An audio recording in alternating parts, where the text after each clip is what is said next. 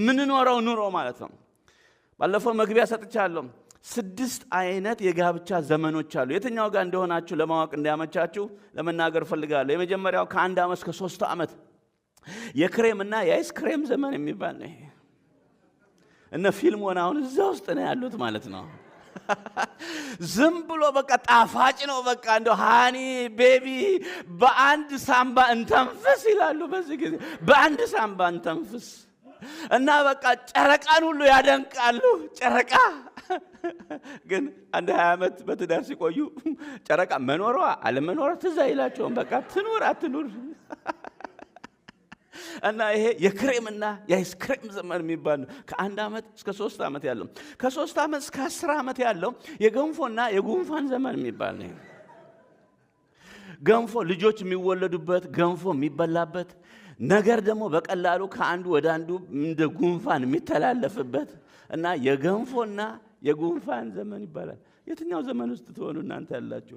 4ኛው ዘመን ከ10 ዓመት እስከ 20 ዓመት በትዳር የቆዩ የለውጥና የነውጥ ዘመን የሚባል ነው። ልጆች ይደርሳሉ እና በቃ ሐሳብ ይገባዋል ሰው፣ የተለያየ ነገር ይሆናል። ደግሞ በኑሮም እየተለወጡ ይሄዳሉ። 4ኛው ከ20 ዓመት እስከ 30 ዓመት ያለው የዳቦና የዱባ ዘመን የሚባል ነው። እና አሁን ከክሬም ወደ ዳቦ መጣ ማለት ነው። እና የዱባ ዘመን፣ ዱባ በተፈጥሮ ወደ ላይ አያድግም፣ ወደ ጎን ነው የሚያድገው። ሴትዮዋም ወደ ጎን ነው የምታድገው፣ ሰውየውም ወደ ጎን ነው የሚያድገው። ኑሯቸውም ወደ ጎን ይሰፋል። በቃ አገር ቤትም ይሰራሉ፣ ወደ ጎን እያደጉ ይሄዳሉ። የዳቦና የዱባ ዘመን ይባላል። እንደው 5ኛው ከ30 ዓመት እስከ 50 ዓመት ያለው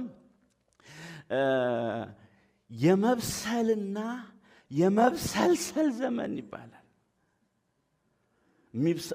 ይበስላሉ፣ በዛው ልክ ደግሞ የሚብሰለሰሉበትም ነገር አለ። ለምሳሌ ልጆቻቸው ወይ ያለ ጋብቻ ሊያረግዙ ይችላሉ። ሴቷ ልታረግዝ ትችላለች፣ ወይ ልትጠለፍ ትችላለች፣ ወይ የሆነ ነገር ሊሆን ይችላል፣ ወይ ደግሞ እነሱ አንድ ነገር ይሆናሉ። ብቻ የመብሰልና የመብሰልሰል ዘመን ይሆናል። የመጨረሻው ከ50 ዓመት በላይ በጋብቻ የኖሩ የመቆጨትና የመቋጨት ዘመን ይባላል።